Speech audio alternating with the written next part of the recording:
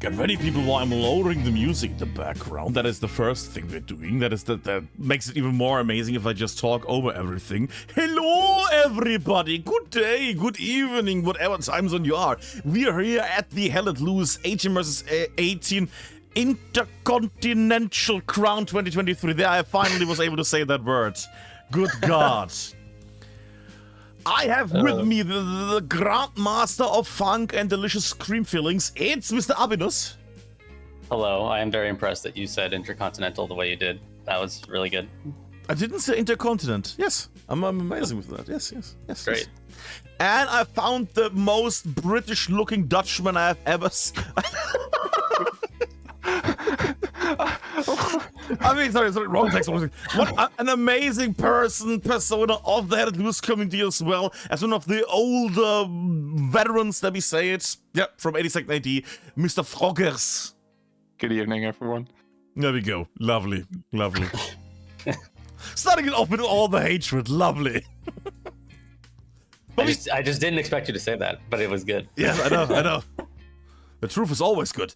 Speaking of people, Froggers stabbed me. We are here for a very special occasion. It's not Froggers' birthday, which people should ping Froggers in chat for, on Discord, clearly. It's not. We're here for a very special occasion. The Hell Let Loose 18 vs 18 IC 2023. I will call it the Crown now, because, or Nationals. Yeah, whatever you want. Yeah. And what I would like is for a certain somebody to address what this is all about. Wink, wink, wink. Yes. Okay, so it's... No, oh my god, Froggers, please, I would love for you to Froggers, explain please. this. Go no. for it. I really would, though. I'm not prepared at all. Okay, all right, fine. I'll talk. All right, so we, as in the 18v18 admin team, Froggers and I, talked about a national team tournament literally a year ago when Froggers was pulling me aside to bring 18v18 back. Which, by the way, gonna take 1 second here. The reason why 18v18 is back from the second year we did it to this year is because Froggers pulled me aside. I was like, hey, we should do this again. It'd be really fun. I don't think he imagined doing map bans by hand, but we're here, and he's doing it, and he's helping, and he is the reason why this is a thing. So never forget to thank your Froggers when you get the chance. He is the man. He does all your map bans. He doesn't think twice about it. He gets it done. He is truly the GOAT. So big shout out to Froggers yet again. With all that said, we've been wanting to do a national team tourney for a while. I had this vision years ago, but we didn't feel like the community was in a place that it would support it. I mentioned it basically for the kickoff event to the previous tournament, which is still ongoing. We're just about to enter the semifinals on stream with Altberg, like 2 months ago. And there he is. And Nick was here and heard about it, and I was like, oh my god, we should totally do this. And we put it together, and somehow we have gotten 17 national teams together for this competition. 17, 18, 17? 17. And I don't know how we got there, but yeah, 17 teams are going to compete in this thing, which is pretty crazy to think about. And it's super exciting, and I can't wait to show you guys the groups and how it's all going to work and everything like that. But we are on a timer because we have a scrim that's going to start in like literally 26 minutes. I hope so, yes. With any luck. So we're going to start flying through this, and I'm going to walk you guys through what the Crown is and how it's going to work. Yes. So the Crown is a very similar event to what we have going on right now. In terms of the way it's structured, there will be a group stage, and then there will be elimination rounds. Mm-hmm. There will be a 3-week group stage starting on Tuesday, August 1st. That will run until Tuesday, August 22nd. Wildcard round will happen the following weekend. Quarterfinals and then the semifinal and the final will be on the same weekend. But you're probably wondering, Abinus, how is this possible? How are you going to fit all those matches into a short period of time? How is that possible, Abinus? How are you going to fit the thing in the thing? The answer to that question is that only the final will be a best of 3. All other games will be a best of 1. So even the semifinal is going to be literally one 30-minute match. So really high stakes. Again, this is supposed to kind of be like a fun not insane competition. That is why we're changing the format a little bit to accommodate that. We want to make the time commitment lower, so that way teams can get their best players available when they can get them, and they don't have to wait to the best of three. The final has to be a best of three, of course, because come on, it's the final. Oh, I think we've gone there for a second halfway. Boys. Oh, the final has to. The final has to be a best of three. Gotta do it that way. I think you're saying best of 3 there, right? Yes. Because saying best of silence. Oh Yeah, no! Hold on. It's all good. It's all good. It's just this little because it was on a very important part there. Best of 3 for the finals. There we go. Yes. Hopefully you can hear me better now. What? Yes. So that's how it all looks. Teams will have the entirety of the group stage, those 3 weeks in the group stage, to schedule pretty much at their leisure, which is nice. Yeah. And then the group stage will also be divided up. There will be 2 European groups and then 1 world group. We're going to get into that a little bit later. So European teams will only play other European teams in the group stage. That is, of course, to make scheduling easier on everybody. So that way you can play weekday matches if you want. And you might see there on Tuesday, August 1st, there's a little black box that says Lowlands host tourney kickoff. I've talked to Nick, and as a thank you to Nick's work in putting this tournament together, because this literally wouldn't have happened without him either, we're going to have Nick play a team of his choosing in his group on Tuesday, August 1st, and that will be the first match of the tournament. We might even make it super funny, and we might do the anthems before the match starts. We might really get into it. We're going to see. But Nick will host the kickoff for the event. I think that'll be really fun. So shout out to Nick. Put this really, put it all together and made Europe happen, which is really cool. He made Europe happen. Oh. He did. He's truly the head of Europe, I would say. Yes. Truly. So there's your schedule. Let's get into. Don't worry about rosters. We're going to get rosters open in a little bit. I know it says it opens today. It might be tomorrow. Don't worry about it. We're on it. So, all right. Next thing. Fine. Don't worry about it. It's fine. The big page. The Crown group stage standings. It's an awful word for a non-English speaker. You know what? This is my American bias showing. It's fine, we can just shorten it with IC. That's gonna not confuse anybody. Not confuse anyone at all. We're just gonna short it to 18v18 Nationals or just call it the Crown. Either one is fine with me. Yeah, that's good. There you go. So here's how this tournament's gonna work. As it stands right now, we have 5 teams in our world group, which I am calling the Ring of Fire. Of course you do. It basically surrounds the Pacific Ocean, so I think that's kind of cool. And then there will be 6 teams in each of the European groups. Now, obviously, I didn't use real team names here because I don't want anyone to, say that I rigged it and I made it happen before it happened. So I just used fake team names here. But this is basically to show what the end of the group stage may look like and how teams will advance. So I'm going to read that small text for you right there. That's underneath elimination stage super standings on the right. It's like for text medication. Holy moly. Okay, yes. I will read it. At the conclusion of the group stage, all teams will have their point totals compared against one another. This is possible as all teams have played the same number of matches. We'll talk about that in a little bit. The top 3 teams in the global group and the top 4 teams in each of the European groups, so 11 teams total, will advance to the knockout stage. 5 teams, the top 5 teams on points. So however those teams match up against each other on points, right? Just whatever those top 5 teams are, they will get a bye to the quarterfinals. The remaining 6 teams are going to play in the wild card round, and the winners advance to the quarterfinal. So the reason why we're doing it this way, the reason why I'm having a very large elimination bracket is because we're doing best of ones. I think that it's a little unfair to only say that the top 2 teams in each group would advance in a best of 1 format. I think it's leaving too much to chance. By expanding the number of teams in the groups and expanding the number of teams that advance out of the groups, this ensures that I feel like every team gets a really good shot at having a moment in this tournament. And it also ensures that since we're doing open scheduling, that matches at the end still have meaning. That the 5th place team, if they win the remaining match, has the opportunity to jump into 4th place and advance to the elimination round. You see what I'm saying? I think it gives more meaning to the tournament. I think it's a good thing. And I think it'll be really cool. So if this looks confusing, I mean, it is a little confusing, but basically just look at the point totals and that basically explains for you how this works. I mean, having confusing, very complex graphics for the format, that's a very 18 versus 18 thing. That's part of the tradition at this point. It is. Nothing will beat season 0 though. That was the most confusing thing I've ever done. Was the only one we had the cool, what are they called? Sweatshirts. Yeah. Which, by the way, I think we're gonna bring sweatshirts back for this. Ooh. Oh, hoodie is the word. Yes, hoodie. Yeah, hoodie. Yeah, or a shirt. I don't know. I'm gonna see it. Since it's like 40 degrees Celsius in Spain right now, maybe they don't want hoodies. So that's how it works.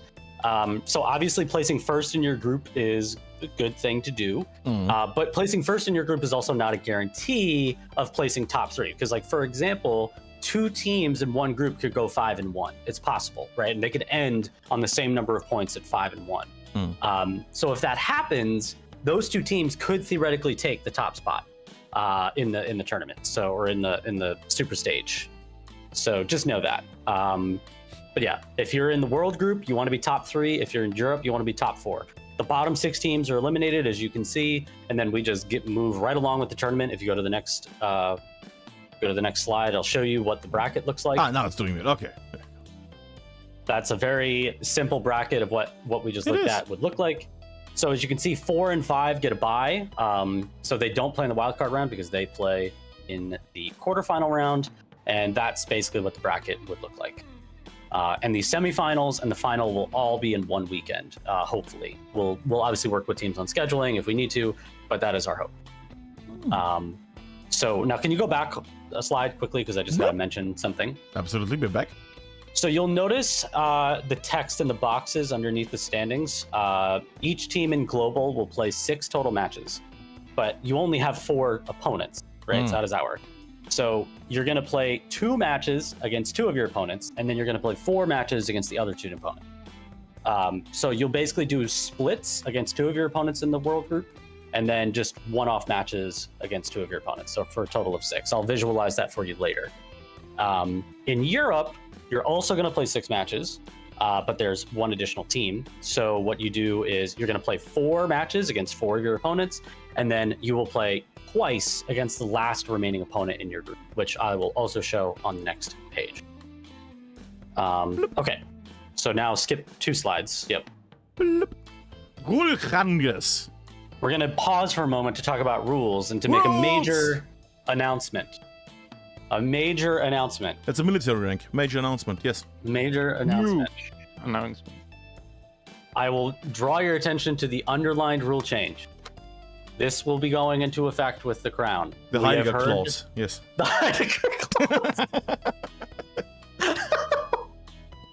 Oh, but don't say it, of course. No, that's funny. I actually maybe should call it that. But no. So let me give a little bit of background on this. So Heidegger unintentionally started quite a conversation. As always, yes. As always, Heidi played a couple of scrims and wasn't very happy about getting suppressed by MGs for like 20 minutes of the match, which is fair because getting suppressed for 20 minutes of the match isn't exactly fun. So that's relatable.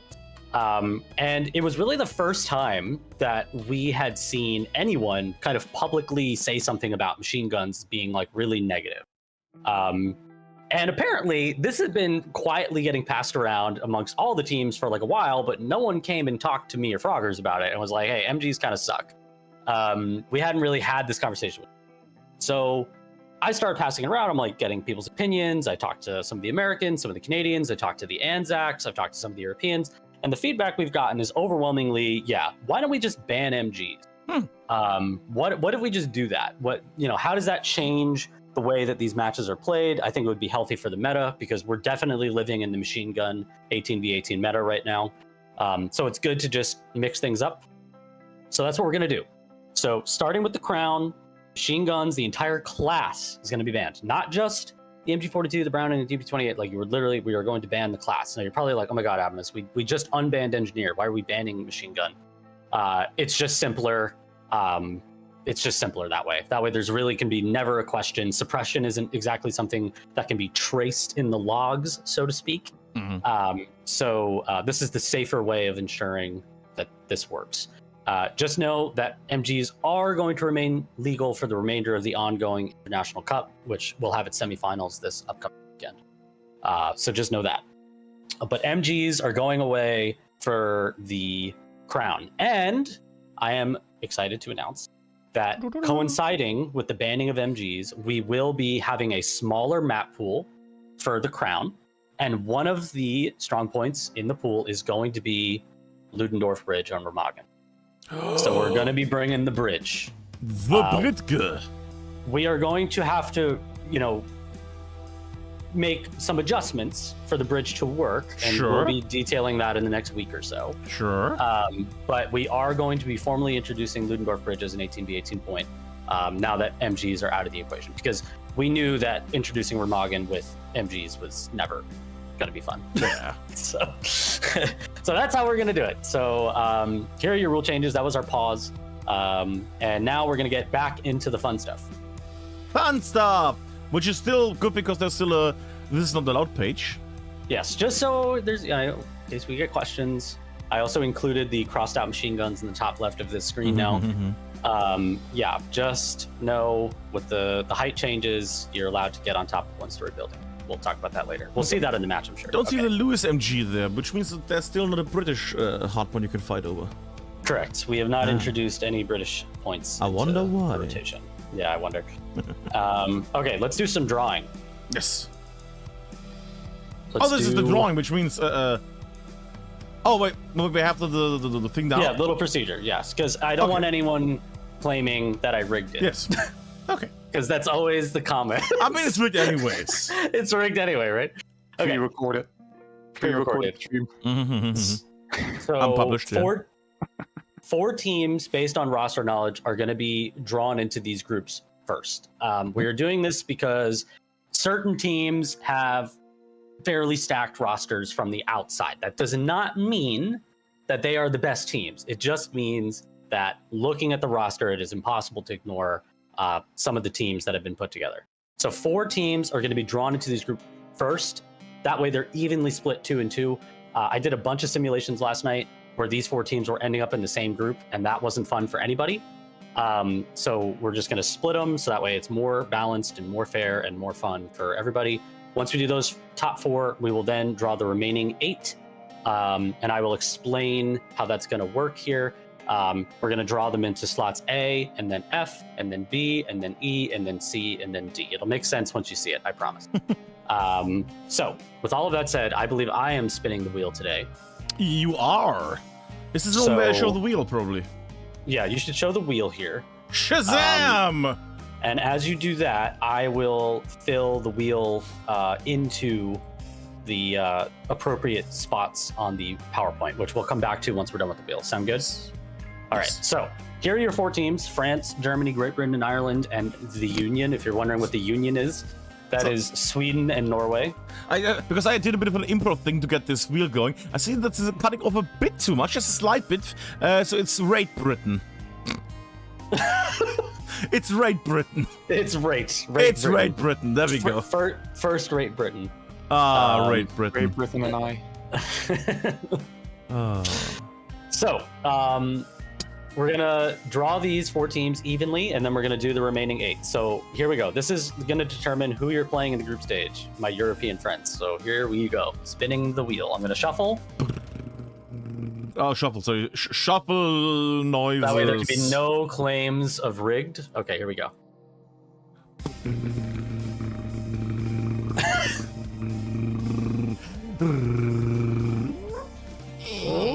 It's Great Britain, I think. It is Great Britain. Great Britain and I. Okay. This is so cursed. We have a winner. Great. I love it. We had a bit of a late wheel edition there, people. Not just. Totally not my fault. Totally oh, not no, my it fault. changes. It's fine. Oh, it's he union. Okay. Well, that's, all right. Shuffle again. Sure. And spin. It's amazing. This is really, really good. Top tier wheel. This is maybe the best wheel you've ever done, Albert. How dare of you? And that's the crowds. That's the Germany. Pretty sure it's Germany. So I'll show you what this looks like. So Germany and Great Britain are not playing in the same group. They are going to play in separate groups. There we go. All right. And shuffle, shuffle, shuffle, and spin. Reunion of France. And I think that is going to be the Union. Yes. Which is honestly, we got really the dream matchups in these groups already, which is great. I'm not going to spin France because they are the last remaining team. Albert, is it possible to jump from this screen back to the PowerPoint, or will that break something? No, we just hide the wheel. Bloop. Okay. There we go. And then just go to the next slide. The European Crown Groups. So that is how our groups have started. So we've drawn the teams in blue on your screen. Great Britain, Germany, France, and the Union. And you will see that they've been put in. There you go. So is that back down there? So yes, continue. Yes. I got these. I just searched Europe. Fair enough. Yeah, okay. And I got some nice pictures of Europe in the summertime. So I thought that was fitting. So there are the starts of your group. So Germany and France are in Group 2. Come on, Franco-Prussian War, Redux. Here we go. And Great Britain, Ireland, and the Union, which I think is great. Because I know there's a lot of 82nd in the Union, and there's a lot of 82nd that maybe playing for Great Britain and Ireland, I think. So that'll be fun little thing there. I like those to start. Mm-hmm. Now we're going to draw the remaining 8 teams, so you can pivot back to the wheel. I can. Bloop. And now we're going to draw our remaining 8 teams into C. Sorry, into this B, is then so E, scuffed. C, and D. This is the most scuffed thing you've ever seen. It's the worst wheel ever. Holy moly. It's okay, friends. We're here. What is that? U-Boot Luftwaffels. Yes, Lowland Luftwaffe. Oh, it's the Vland. Yes, the Vland Luftwaffels. Yes. Lovely. Yes. Okay, here we go. We're going to spin the wheel. I'm going to shuffle. It's the scuffed. Hey, look. We wouldn't have it any other way. Here we go. Scuffed is our middle name. Vland. All right. Here we go. And the wheel goes. There we go. This is for the B slot in Group 1. And that is the cheesy boys from Switzerland. It's going to be the Swiss. The Switzer. Shuffle again. Shuffle. And now this is going to be the B slot in Group 2. You'll see how we're doing this. It's going to make sense. And then I'll explain. I think you don't need to shuffle in between the things. It's just extra. And that's Spain. Extra randomness, which is a good thing. But without the A, so they just turn around. Spain, who we're gonna see in 10 minutes in a scrim, so that's fun. Yes, in 7 minutes, yes. Yeah, I gotta move faster. I'm sorry, I'm going. Spin that wheel, man! Spin that wheel! I'm going! Gotta go faster. Alright. Said I would do 30 minutes. I'm gonna keep my word. Oh! That is... I think that's Czechia. That's Czechia. Alright. So as you can see now, Switzerland and the Czechs have been drawn into Group 1, and Spain has been drawn into Group 2. Seems to check out. Seem to check out. I'm at a Czech joke.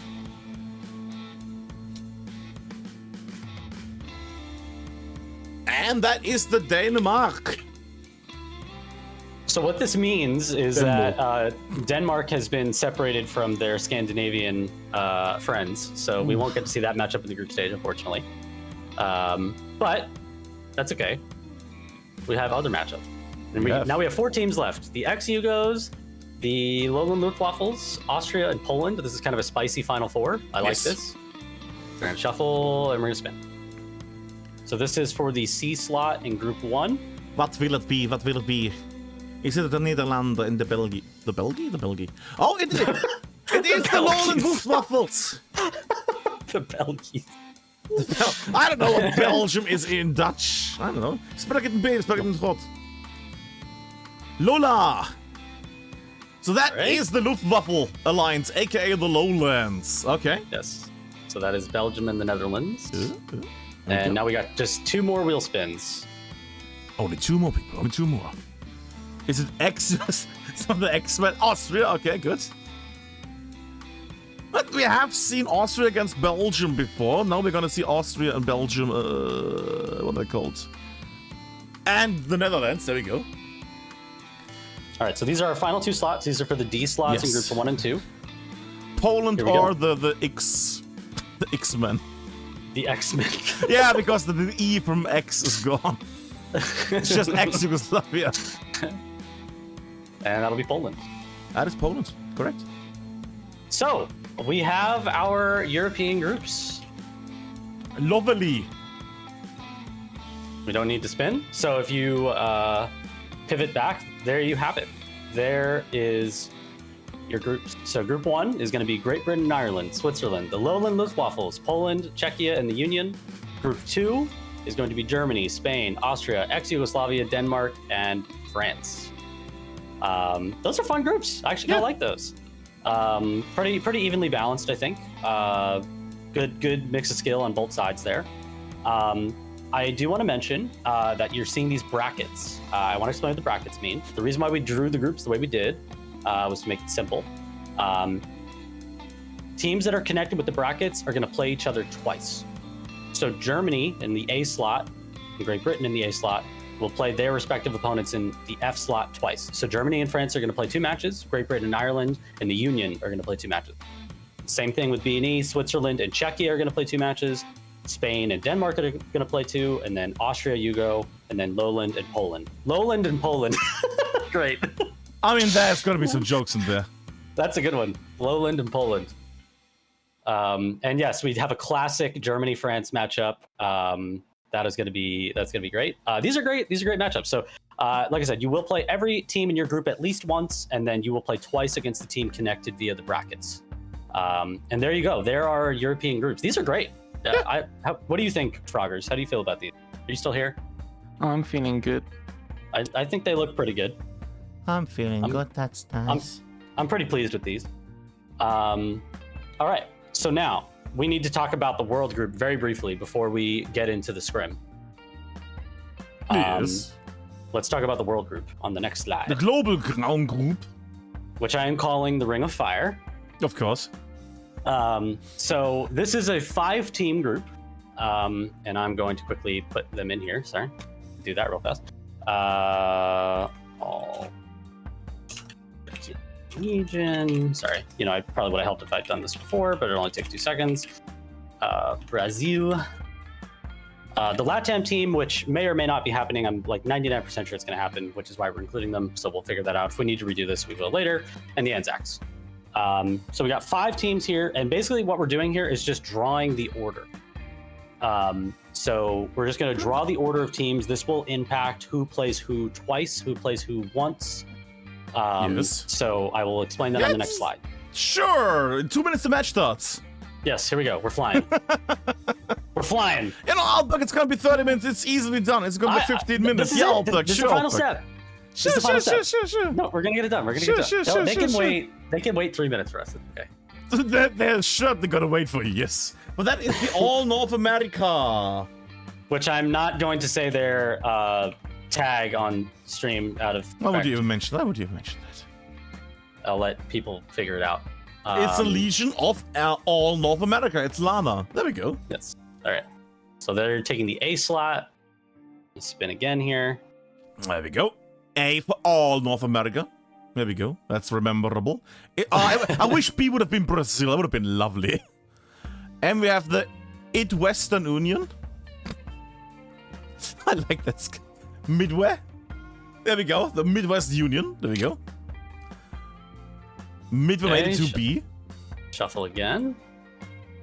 Totally not rigged. Completely, if this lands on Brazil, this is going to get drawn in the order.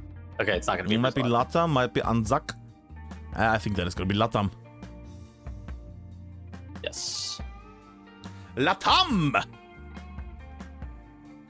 There we go. Makes it into Z. And here we go. Who's going to be 4? Who's going to be 5? I'm going to say that Anzac is going to be the next one that gets picked. 50-50 chance. Oh, that might still be. Ooh, that's gonna be Brazil. Brazil.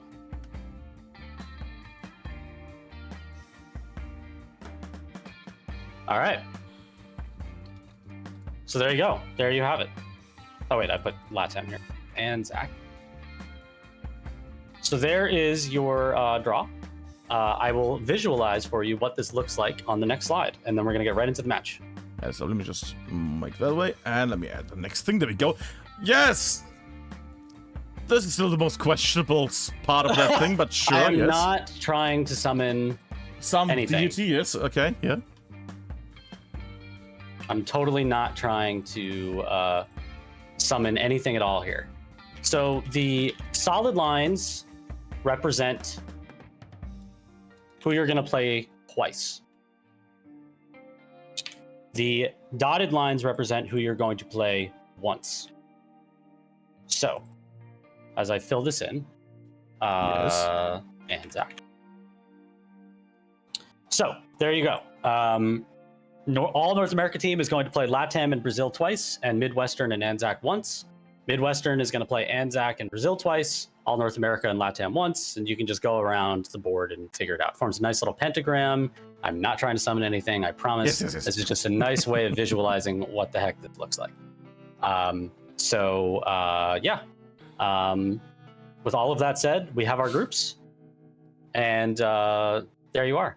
I think it's time to get into the match, and I think Froggers has to go build a Lego AT-AT. And he's already gone. He's already gone. He's already doing the Legos. He's gone. We lost him. We lost him. So I'll fill in this information publicly so it's clear to everyone how this is going to work. But that's how it goes. And now we're going to jump right into the Lowlands Luftwaffles in Spain. But if anyone has any questions, we'll take them. We're obviously going to be live for this match. As they're setting up, we are not on a delay here, so if people have questions or Yes. let us know. But this is a great scrim. Shout out to Spain and the Lowland team for putting a scrim together here. Here we Just go. doing some check on the audio. There we go. In 2 minutes start, okay? We are ready in the caster booth. That sounds sexy, doesn't it? We were pretty good on time. I should also probably stream it in Discord so you can see something, unless you're on the server. I don't know. No, I'm just. What- I mean, if you want to stream in Discord, you can. I mean, do you have vision at the moment on the game? Yeah, I'm watching your stream, but it's delayed. But yeah, if you want to share. Yeah, I think I'm gonna do the thing.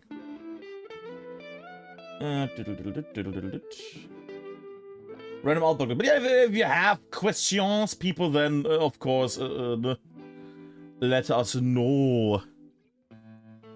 Because that's how we roll. There we go. Can you post the pentagram in the settings?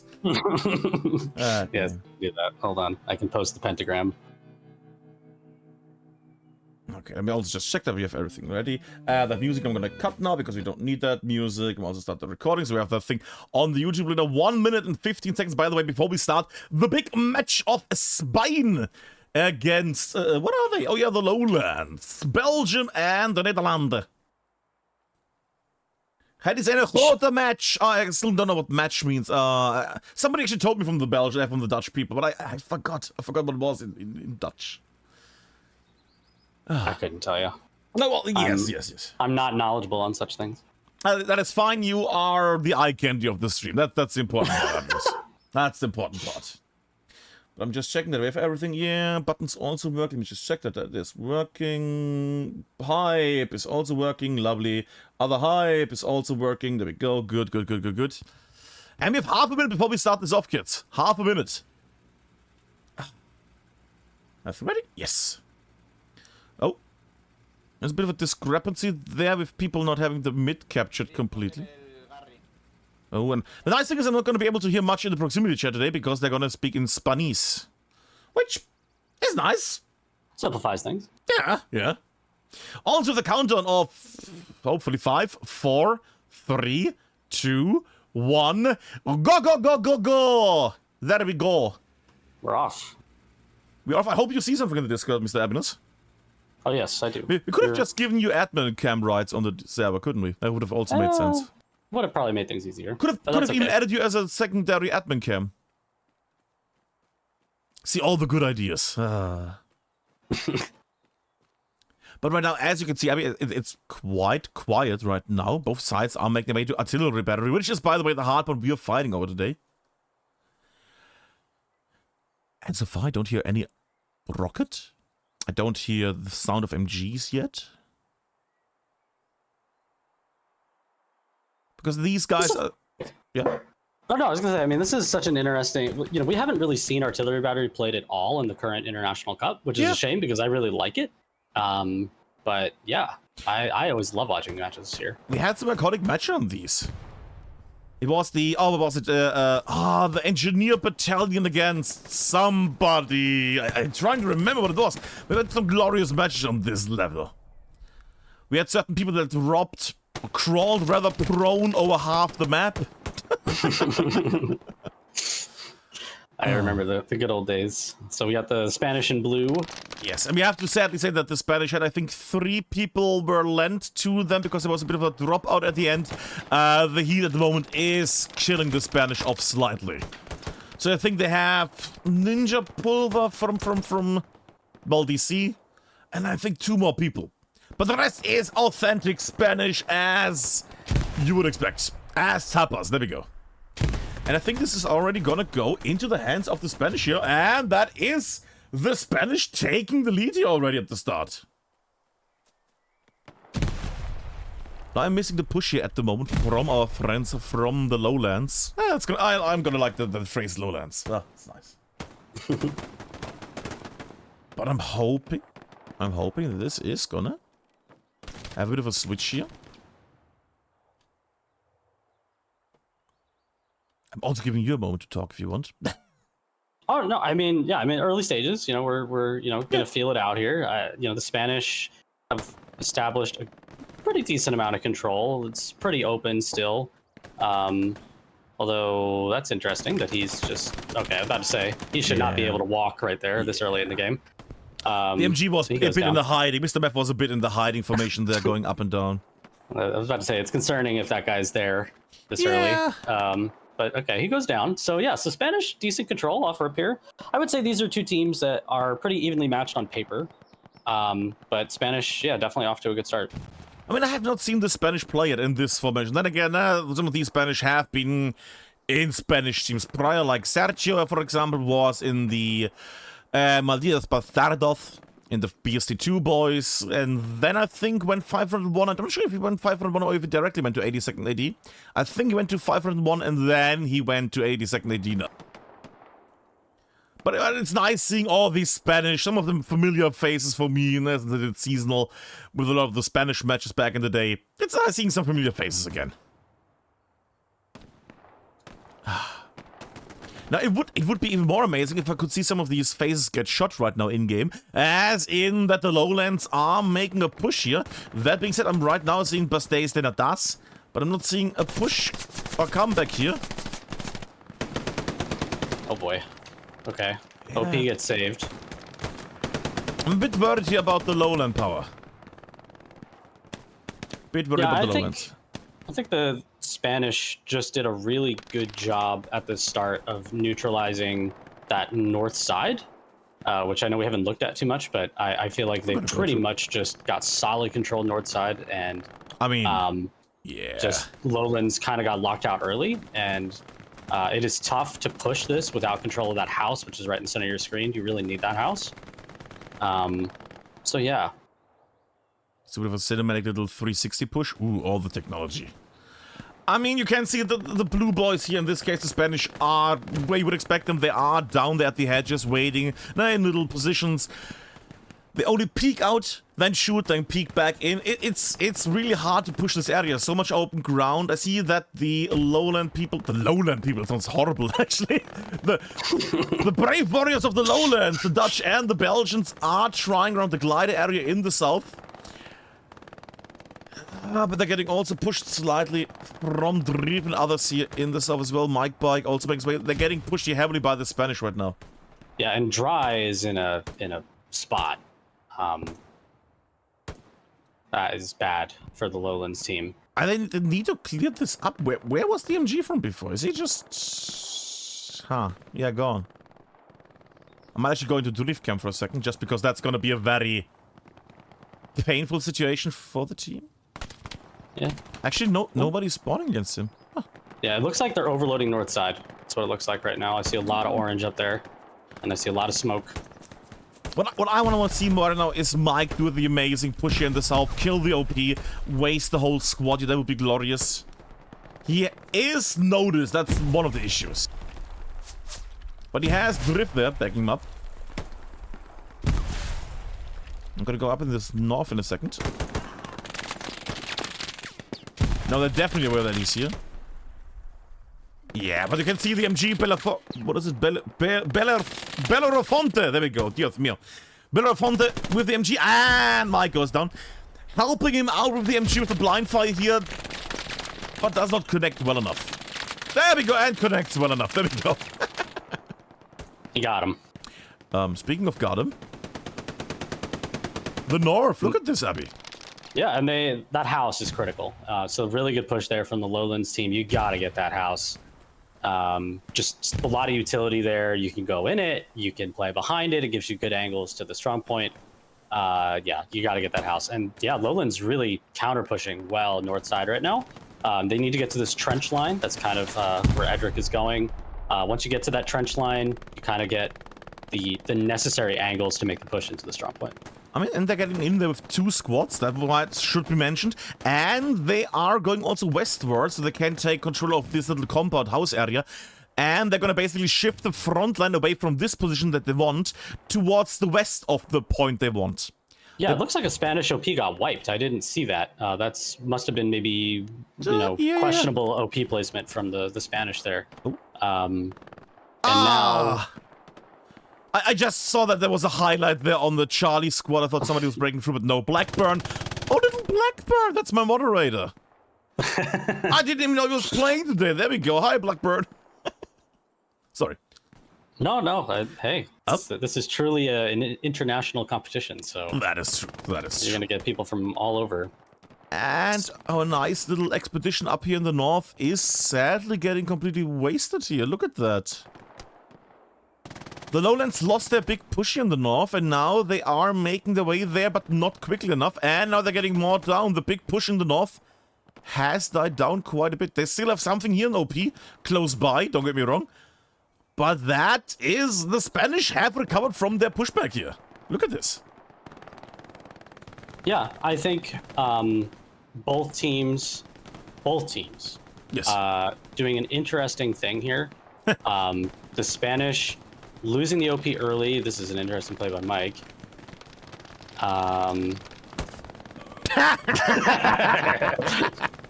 don't know whether that was so funny, but it was funny. I love that. No, it was good. It was good. That was good. Little short hop. That's good. That's really good. Yes. No, I was gonna say, so north side, has a reputation of being pretty wide open. And yeah, I mean, both teams pretty much playing on the halfway line. Like if you pull up the map, I would say both teams are pretty much meeting right on the halfway mark. Yep. So as long as the Lowlands keeps that north side contested, the strong point is never really safe because it's just such a short walk from there to the strong point and you're in decent cover. South side is a lot more open. This is a good run here. That's an awful run there. No animation there for a second. Yeah. Oh, you gotta be kidding me. Oh, Mike. He knows he's there. He's shooting. Got him, Mike. Oh! Beautiful. Beautiful, perfect trade there. That was delicious. That was great. High quality content. Odd rocket there, but sure, I'm not gonna complain. But it's nice seeing so many different teams in just playing together for once. And not seeing each other. Come on, Matzi, there we go. But it's nice seeing there some what are they called? WGH next to DC, next to 82nd. It's a nice mix-up, and it's nice to getting these communities shuffled once in a while. Just so there's more friendship in the world. Yeah, I think the idea of this tournament was to do something a little different. And yeah, it is really cool seeing all of these clan tags playing with each other. I mean, just brief look at the Spanish team. You got WTH, you get 82nd. There's some, yeah. I mean, I'm sure there's some 501 guys. Like, yeah, it's really a great mix of players, and that's really cool. I see Circle, I see Carrot, I see so many lovely people, and even Legion X. I just noticed Edric there. What I'm not noticing is any change in their push. I'm gonna zoom out for a second. Still the north there, they're trying to take control over the north here. As we can see, with red here, the lowlands. But in the lowlands, down in the south, look at this. It's all blue, it's all Spanish. That is very Spanish. That is box out Spanish down here in the south. Yes. Yeah, I mean, he's pretty much, I think that's dry, right? I mean, he's pretty much been sitting in the house for the last, 5-6 minutes. This one squad, it almost feels like the Spanish might be intentionally maybe trying to farm this outpost, potentially. I wonder. They could have wiped it. Yeah, true. We might see the vibe with Alex there, because he's making his way over the open plains. He might be able to get close in and actually capture this. Well, gets shot by Azarki from 126. Yeah, it almost seemed like for a little while that, as we see a Cope tag, you love to see it. Oh. Well, damn. Cope didn't help. Cope didn't help. Yeah, it almost just seemed like the Spanish were very content at letting them continue to spawn on that outpost, and just kind of bottling them up there. We do see great play by Elway here on the north side. What a sneaky little rat. This is what you got to do on artillery battery, though. Yeah. This is what these wheat fields are all about. Oh. Sergio goes back, but he's not going for he's not going for the MG there. He's not going for the MG. He's trying to survive and set something up. He's trying to set up that OP for him. Well, for his squad, basically. Yeah, just get it somewhere randomly in the wheat fields. Oh. And I think he's That's home capture free. progress also, by the way. Yeah, I just think that the Spanish don't have anyone on the circle. That's pretty much what that tells me. You see Dry is now repositioned from the south side and the north side. Elway here is flashing that OP. So they know someone's close. True. And the worst thing is it's Ninja Bull who's close by, which means he knows it instantly. Yeah, that's unfortunate. And I doubt that anything was built. If so, Ninja is gonna get that automatically just by running into this field. That would have been a nice little setup there, but was not meant to be. In the meantime, look at that. Yeah, Alien got into the house, which is really surprising. I mean, his whole squad died for this chance, but at least Alien is in here. Yeah, I wonder how he got in. Cheats, clearly. Red dots and clearly cheats. Must have been cheats, yeah. I just... Oh. Okay, he gets one, but they know he's here, though. That's gonna get called out. Oh. Okay. Boy. Yeah, that was a smooth execution. Dios mío. But there at least, the lowlands are now touching the hardpoint more and more and more. And we have only nearly reached the halftime point. They're still dominating the north heavily. And they're breaking through the south and the direct paths here. Yeah, I think when you saw Dry pivot off the south side to the north side, that to me clearly means the Spanish are communicating. They're clearly saying, like, north side is where it's happening, south side, But look, Dry leaving that position has led to Azarki getting into that hedge line, and if he can get into the trench, Mr. just takes down someone. I can't see who that is. Comments. I mean, the south side actually maybe starting to open up here a little bit. So the lowlands are trading well. They're getting some kills. They're keeping the Spanish on their toes. Pretty good offense here. Pretty good offensive strategy. 15 minutes and change to go. Yes, 15 to 40 seconds. Grenades are being used smartly by the Spanish here. A thing I want to point out, because I have seen lately in the 18 vs 18 format that the team that is going to lose the overall match often uses far less grenades blindly. They actually keep onto their grenades for some reason. Yes, it is definitely true. I find that the teams that win are just spamming grenades 24/7. I think, especially with the changes now, officially announcing that MGs are going away for the crown competition. At least for the crown competition, we're not sure if that's going to be a permanent 18v18 thing, but for the national team tourney, we're going to do it. The grenade meta will emerge. I think grenades will become the really key utility, whereas MGs were that previously. So,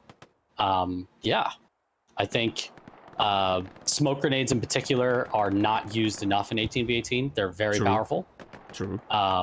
Sometimes even more useful than frag grenades. So yeah. Ooh, that was Close. a sexy rocket by Ezaki there. Killed the second man, not the MG, but killed the second man there in the building. It was close. It would have been a good play. I mean, look at this right now. I'm just gonna angle it again because I can. Right now, the north is again under control by the Spanish here. The hardpoint itself also. The south is still getting a bit pummeled there slightly. Actually, can we call it as being pummeled? Not really. It's just techno at the moment. The rest is not really close anymore. Seems like the Spanish have cleared out the north and the south mostly at this point. Yeah, it's been pretty dynamic back and forth. I do think so. Early on in these scrims, like before we get to the tournament, which will start in about 2 weeks. Boy.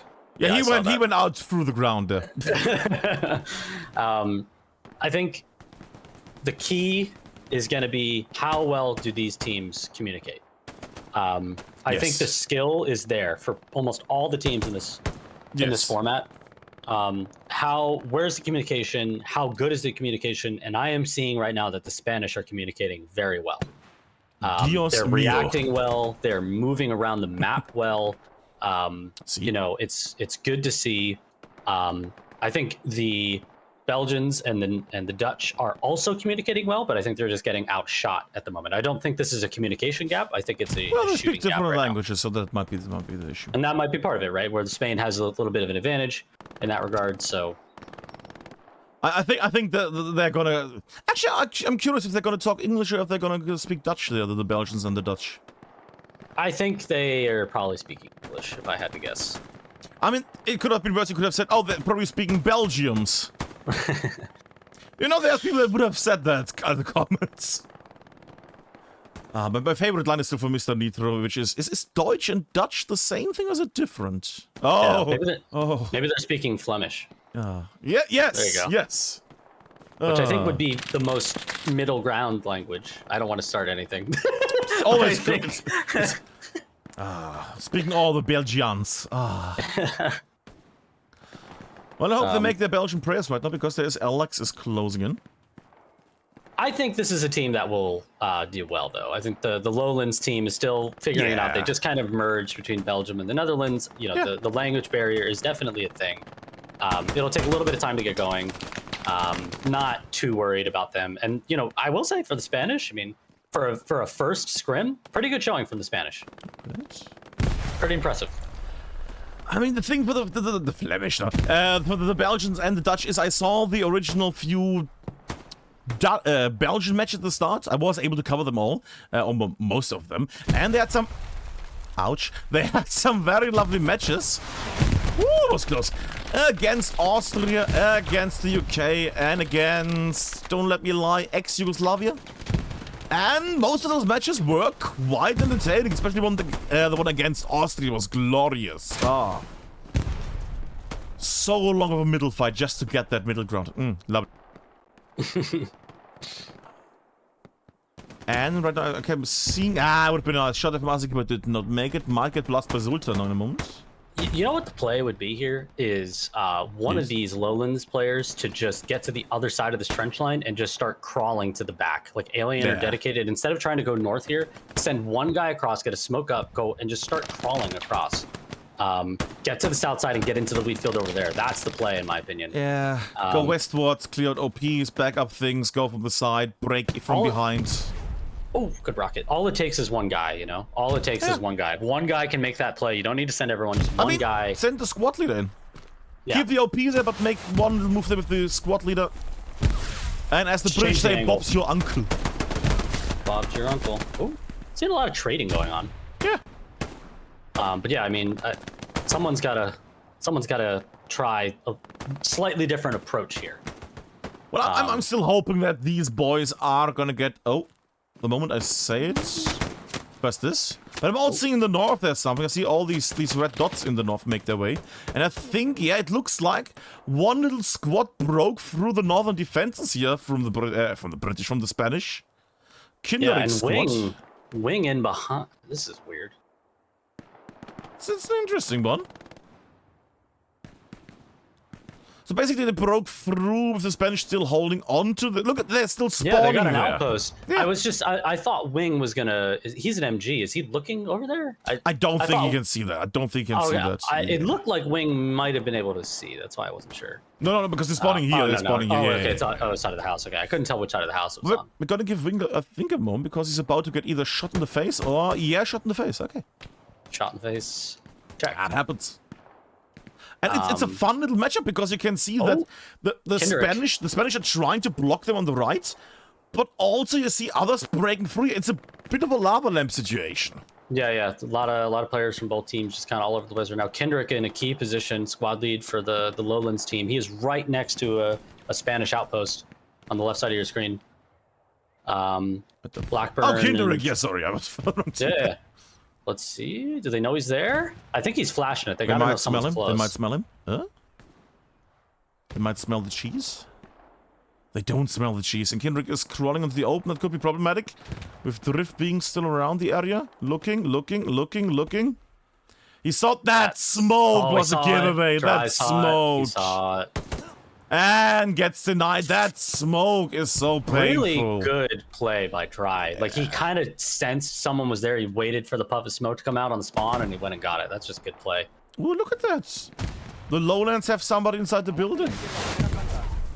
That's good. Well, we got 8 minutes left here. 8 minutes and 20 seconds, yes. Time to start making plays if you're the Lowlands. Want to get a nice thing, but it dies while I'm trying to get the thing. Sad.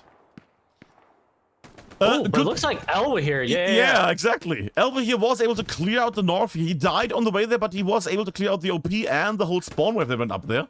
But that squad leader's still up, right? Uwu? He's the squad lead? Yes, Ubu is still up there. The squad.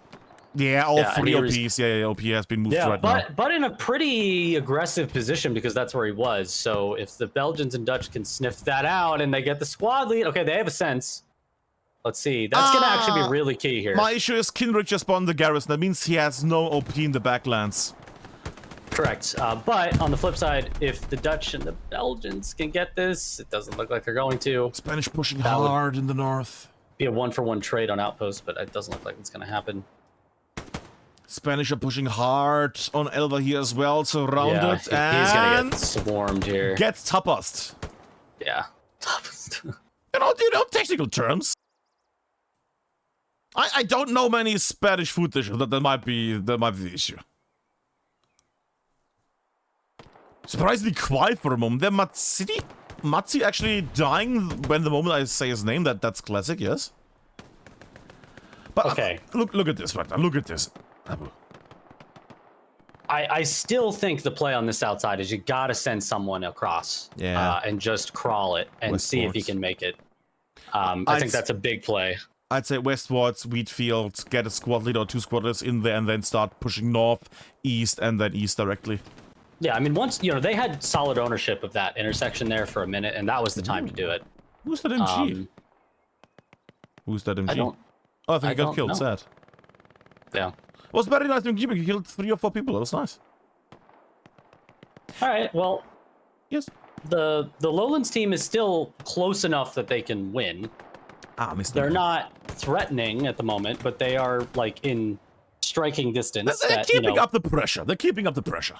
Yeah, they need to get closer. But with 6 minutes to go, the Lowlands are definitely not out of the match. But work to do. I mean, we have seen matches where people literally in the last second started capping and then it went to the other side. Hasn't happened lots of times, but it has happened enough that we can remember this. And there will be a second match here? I hope so. Doing 1 or 2? As a key of the rocket gets 1 man down, lovely. And I think there was an OP that I just saw get removed there. At the front line, I think so. I can't wait for people to point out, oh, actually, Abinus, can you also ban rockets because they need no skill and they are for? Rockets have always been great utility. I've always enjoyed rockets in 18v18. The machine gun thing is an experiment. Fair enough. And we're gonna see how it plays out over the tournament, how it shifts the meta. Yeah, it's just Gotta try new things sometimes. Speaking of new things, but maybe one day we're going for, I don't know, like a 1 month thing, like, oh, Christmas time event or something, some other event. Maybe we get the satchels back for like 1 weekend or something. You know, just satchels, to see if the satchels spawns into action again. Satchels would be in extremely limited number. Satchels could be interesting. Like, I think allowing unlimited satchels is like glorious. Yes, I'm just gonna fulfill that sentence. Yes, a series of crazy explosions across the map. I mean, but who can get the satchel? The rifleman has a satchel. No, doesn't. Does he? Assault, engineer, and anti-tank. Oh, anti-tank as well. Yeah. So that's potentially 6. No, 9. No, 9. I mean, imagine this fight over this area here, and 9 satchels going off. The joy for the people that watch this. And double rocket kill from SRT there. Really good rocket. That was great. We just silent for a few seconds just because it was no good. 3 minutes and change. Alien, who's been kind of a standout player here for the Lowlands team. I think he's kind of been all over the place. Good man from each kill. Nice. Did give his position away there, but you need to do that kind of stuff. Still too close again.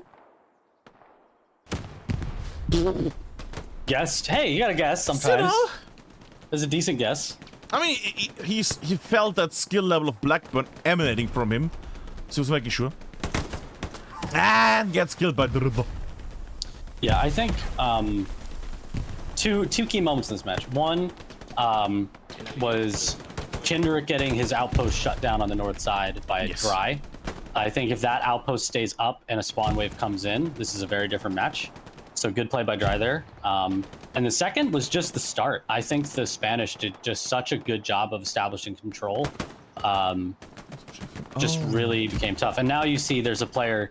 There hadn't been a player down there pretty much the whole match, and now the Spanish realizing like, hey, look at that angle. We could do something with that. I was wondering who that MG was shooting, or that MG there from the Lowlands was trying to shoot there, and now we know it's Mike Bike. Okay.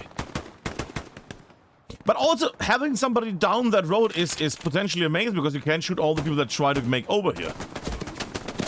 Not that you couldn't do that with the MG and all the other people here, but it's that special level of fun. Yeah. And it's 2 minutes and 16 seconds to go, and the south has been cleared out by the Spanish. I mean, that is a pretty clean wipe of the... Yep. That's a... that is a GG, potentially. That is a lot of dead. That is a lot of people that are not spawning in anymore. Ah, there we go, okay. That, with 2 minutes left, really need a humongous push here from the Lowlands team to get in. I was very frustrated because it's still 2 minutes and I didn't see anybody spawn. I was wondering if the Dutch and the Belgians have gone for a frikandel and some waffles or something. But I guess that they're still spawning in. All good. How can one have a frikandel? Oh well. Katie dedicated. One of the big names. Mrs. Drift. Mrs. Drift? How do you miss Drift there? And there we go. 2 few bullets more than it should, but he got the kill there. And there's 1 minute to go. Thing. Interesting. But yes, as Ramari another point out, yes, the Spanish sadly had a bit of a thing there. They had to take basically 3 little placeholder people. Oh, that was a nice one. Ninja Pulver getting ninja and depulvered. Dedicated, lovely moment. I'm actually going to clip that because that's going to go. Well, clipped it just before the man died. Very nice. But yes, the Spanish sadly had a bit of a dropout at the end. I think that it's just the heat melting them alive. So the Spanish have 3 place-in players. I don't know what the phrase is for that. Yep. It's nice of those players to come and help out. Yeah. So this is going to be a win from the Spanish here in the first match. Well, it's 19 seconds. I could still somehow magically... Yeah, I don't think so. Yeah, if it was a little bit closer, I wouldn't do anything. But yeah, I think this is looking like a good win for the Spanish. But I will say, I don't think that the Dutch and the Belgians really did badly. I think they got a little unlucky. There was some unluckiness there in the north and the south. Well, not initially capturing of the point. They had some nice moments in the north. Then, of course, their 2 attempts of sneaking through the wheat field were stopped pretty easily. Well, pretty quickly, that's about. Not easily, because it was still hard to find them, but it was quickly. Just by people still walking around and still looking. And yes, we're gonna get the quacks in a second. God, people. God. Someone pulled a flamethrower out. I mean, that is just what you do in these kind of things. Yeah, right at the end. So I saw there was some fire. Someone had one. I don't know who it was. Yeah. So now we'll get to see this on the flip side. We're gonna change sides. So which sadly means we have in the moment a little break here. I know, unless it's even if it's instantly the right map, we still have the little break. Yeah, but the good news is, if you want, we could actually talk a little bit about the European groups if you want during the break. Gives me time to change these things that I need to change. Yes. Oh yeah, by the way, it's a victory towards no, not that team. There we go. The Spanish. There we go. Animations. They did it. I love those, by the way. Those look really cool. Thank you. Still improve them a bit, but they're coming in handy. If you want to pull up, I don't know if you still have the power. I would prepare the next match now. Okay. You can talk if you want. I would normally go on a break because I need to. Yeah. No worries.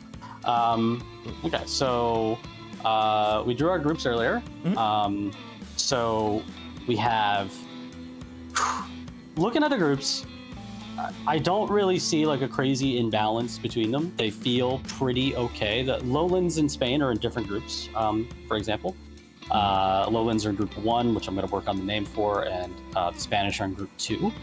I think what's different about this competition is the best of one aspect is going to maybe force teams to really try and field their best possible rosters in certain matchups.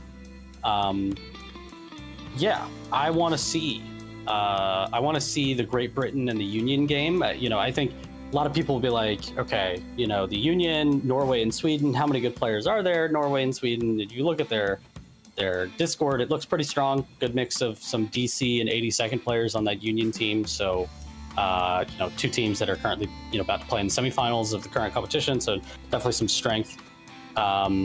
The Germans, I still have not seen like a roster for the Germans, but not really, from what I know, the German team is going to be pretty strong. Obviously, the Great Britain and Ireland team is going to be pretty strong. I feel like every European clan has like one, like Zoomer from Great Britain who's really good at Hell Let Loose. So, that British team looks pretty good. Oh, it looks like we did get artillery battery on the flip. I'm actually quite happy about that one. So that's great. So I don't even have to talk for that long. Well, only 15 more minutes probably, yes. That's how long it takes, Abi. And now finally you're here with us while we are waiting for these things to happen. Yes. Don't you mascot. No. With the play one opponent twice in the European groups, I think Germany, France will be really cool.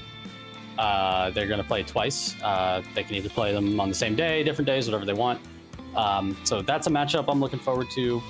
Switzerland and the Czech Republic. I'm not gonna lie, I was not expecting to see Switzerland there. That Switzerland has the ability to field 18 people. That is still a surprise to me. Yeah, they put a roster together. I'm excited to see them play. I haven't really seen too many Swiss players, I don't think, in 18. So I know that Corre had some Swiss people there, some others as well, but I never expect them to be able to roster 18 plus people. Not as in there's not 18 people from Switzerland, but I don't know. I guess they just. It's still a surprise to me. I'm not gonna lie. It's still a surprise that we get to see the Switzers. I agree. And I think just the best matchup from a naming perspective has got to be Lowland versus Poland. You love that one. You love that one, love don't it. you? I think that's so great. I really want to see that game. I actually think it would be pretty balanced too. I think the Polish team is pretty strong based on what I've seen. So okay. Yeah, I think we got some really fun little matchups coming up in this tournament. And then in the world group, You know, the Anzac team is very strong from what we've seen. Yes. So the Anzac team is, I think, the team to watch for at the moment in the World Group. The Ring of Fire, as we're calling it. So curious to see how they do. I do think that Brazil is going to be really interesting because there are a couple of Brazilian players that do not normally play with them that are going to play with them. Okay. Like Bascara, I believe, from WTH is playing for the Brazilian team. Oh. And I think Poyo from ESPT is going to play for the Brazilian team. Yeah. So these are high quality, additions outside of like what I think is honestly a fairly strong, Vanguard team that they're adding. So I think Brazil is, kind of an interesting player, and I think the LATAM team is a total wild card. I have no idea what to make of them. The LATAM, so we're the Latin. Sorry. All of the Spanish-speaking Latin American countries are going to play together. So Argentina, Chile, maybe even some Mexican players. We're going to see, but the LATAM team should be really interesting. I actually think there's a lot of skill there, and I think that they could do better than expected in this group. And then you have the two American teams, the two North American teams. Let me rephrase. You have the All North American Legion, which is the eastern seaboard of the United States and Canada, all of Canada. All of Canada, just half of Canada, all of Canada. All of Canada, and then the Midwestern Union, which is the central and western parts of the United States. Those two teams should be very strong on paper. We're going to see how they perform. We've had a couple scrims. The Anzacs and the Americans and Canadians played a scrim. The Anzacs won both matches, but they were close. So curious to see some more scrims take place and see how these teams do. 3 teams will emerge out of this Ring of Fire group. I think the Anzacs, barring some kind of colossal failure, will probably be one of those 3 teams. I think they are very strong, and I see them coming out of that group. The remaining 4 slots, I think, or the remaining 2 slots are, up for debate. But the European groups, pivoting back to them quickly, I think your top 4, based on what I know from rosters, Great Britain and Ireland should be strong. Germany should be strong. France should be strong, and that Union team should be strong. And then outside of that, I want to be surprised. I think we drew these groups in a way that we're allowing teams to have the opportunity to have a moment.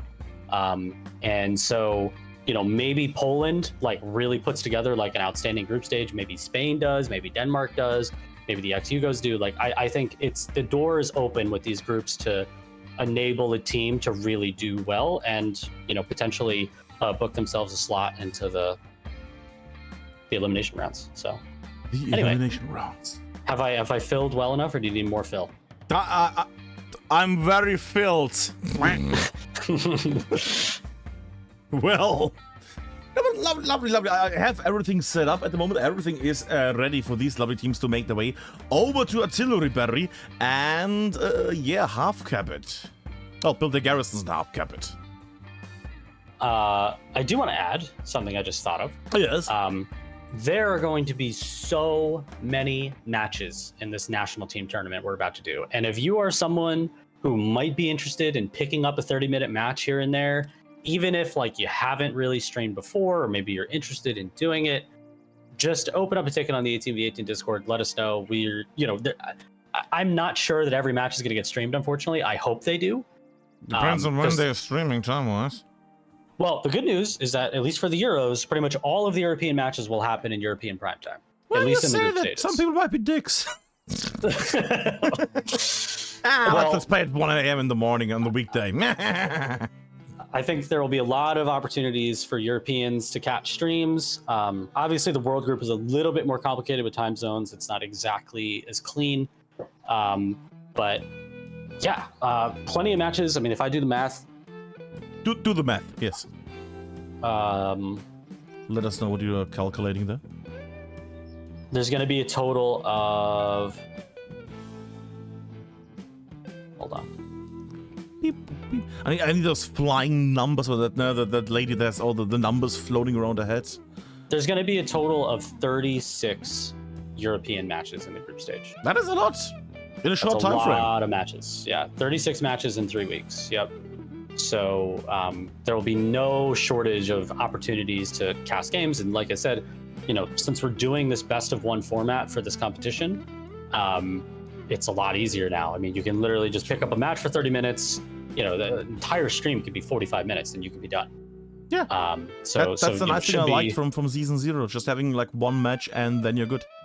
Yep. So we're gonna keep things easier now. That is good. Because it's nice for viewers and cast as well. You say, hey, you want to have like a match? You want to watch a match? Yeah, sure. And we don't have those 20 plus minutes in between waiting time, which is interesting, but also, yeah. It's not that you can just say, okay, let's have one match. Yeah. Also, of course, opens up the possibility of doing multiple matches after another instead of saying, yeah, I would love to cast that match that's 1 hour later than the other one, but I don't know how long it takes to get that middle point, so it might take 1 hour, it might take 1.5, or it might take 2 hours, those 2 matches. I don't know, time-wise. Yeah, so it's nice having that option as well, of saying, hey, we're just gonna have one match, it's gonna be all set up, we join in, and bam, we have the match. That's sexy. Make it easier, for sure. Pivoting back to this, I am excited to see this on the flip. I think the Belgians and the Dutch probably learned a lot from that match. Yes. And they're going to change tactics, I imagine. I can't imagine they're going to try what they just did again. I think we're going to see a change in tactics. Really curious to see it, actually. Look at the... Can we just take a minute? Look at the different clan tags there. You got KRT, the Circle, Legion X, WTH, DC. I mean, that is a really nice mix of players right there. Really cool. I think that is like maybe going to get lost in this tournament a little bit, so I want to draw attention to it. This is really the first tournament, like official big tournament, that's going to see this crazy, mix of high skill players from multiple teams. I think that's super cool. Obviously I have to shout out the law firm in the APL, who's basically doing the same thing. But yeah, this is such a cool thing. By the way, we have 3 minutes till we start, by the way. Little ads of the ones that need to go. For the ones that want to go to the toilet and things, actually I'm going to run one little ad. I know we all hate ads, but then we don't have ads when actually the match happens. You don't get like everything zoomed out. Blip, ad started, there we go, blip. And we can talk on because people surely have ad blockers and things. Sure. And if not, well, tough on them. Yeah, so can we take a look at the Spanish? And people are getting the Barbie ad. Ah, perfect. Can't wait to see that this weekend, by the way. Really excited. Okay, let's take a look at the Spanish. Yes, they have Spanish. Without yeah, I mean, yeah, some WTH over here, some 80 seconds, some DC. So good mix. Yeah, let's go to the other ones so we get a bit more of a. And I think that's what's really cool about this is getting all of these players together, hopefully forging some new friendships along the way here, and just trying to do something different in the Hell Let Loose competitive community. It's a summer break. There's no super large tournaments going on outside of the APL. And this competition, obviously HCA will start at the beginning of September, so that'll run into this competition a little bit, but we're gonna have all of August to really play this out and see it. And I think it's gonna be some of the best players from all over the world duking it out for national pride. And I am going to tell you that the Americans, the North Americans, are taking this very seriously. It is not lost on the North Americans that there's a little bit of a title drought going on in North America right now in regards to the big competitions. I mean, it's not lost on them. It's not lost on them. And so I think you're going to see the North American teams really try and win this whole thing. I think they want to own it. I think they want to have a title. I do think there are a lot of good teams that are maybe going to stand in the way of that. Some European teams come to mind. Yeah, but I think some teams are really going to go in on this, really going to try and win it all. And I think that's really cool. I know I've said it. I do think that the sleeper team that many people may not actually get to watch play because they might play at funny times. I think the Anzacs are a team to watch here. I think when you look at the roster that they've constructed and the skill, it is very good. They are very comfortable playing with each other. Yeah, Anzacs are a team to watch, and if you get the opportunity to catch some Anzac games, anyone who's watching, I highly recommend you do so. They are going to be fun to watch. They were a blast to watch last week in their scrim. So very excited. We're about to get started, so I'll let you take it away, Albert. The Anzacs, the Anzac, aka the Australians and the New Zealanders, which have fought bravely, like Chimera, GBI, Task Force Koala, Three Para, Only Clans, the Foy Boys. I'm missing some of them, but we have to start anyways in 7, 6, 5, 4, 3, 2, 1, and we go with the match. I forgot to press recording. There we go. Now it's recording. There we go. Everything is fine.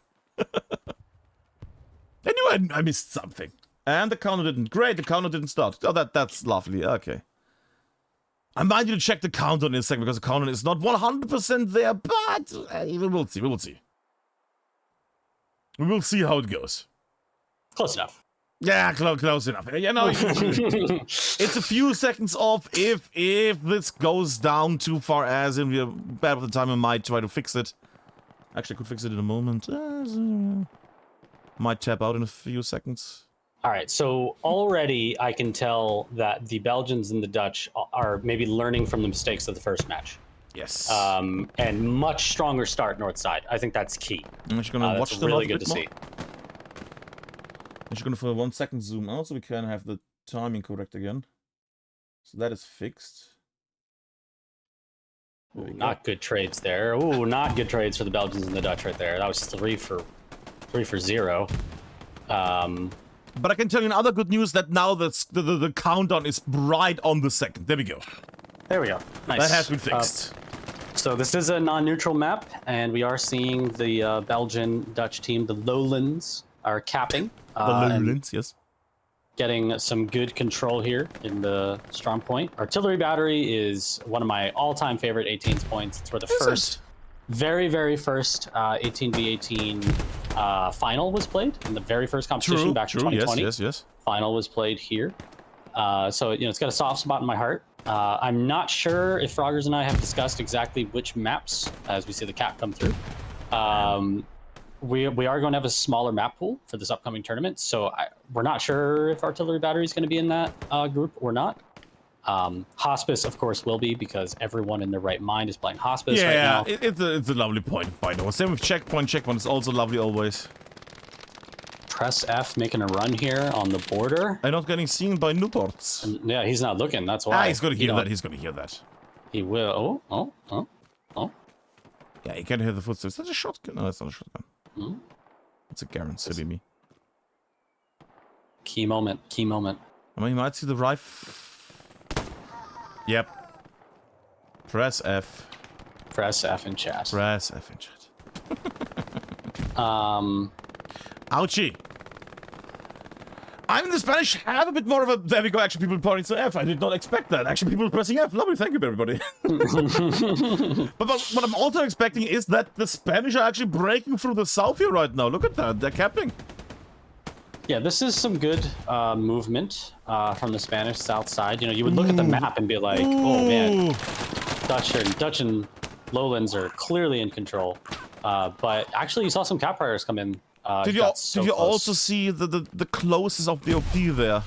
And they just moved it a little bit further back. Yeah. Oh, grenades. I think that's... No, it's still there. Ozuna pushing in. And getting diminished again. And they're still capping this. They're still capping this. Look at this. Just not enough Lowlands players in the circle. That is the problem. Or alive. Right now. Or alive, yeah. But I think it was a circle. Now it's starting to come back in their favor. Yeah.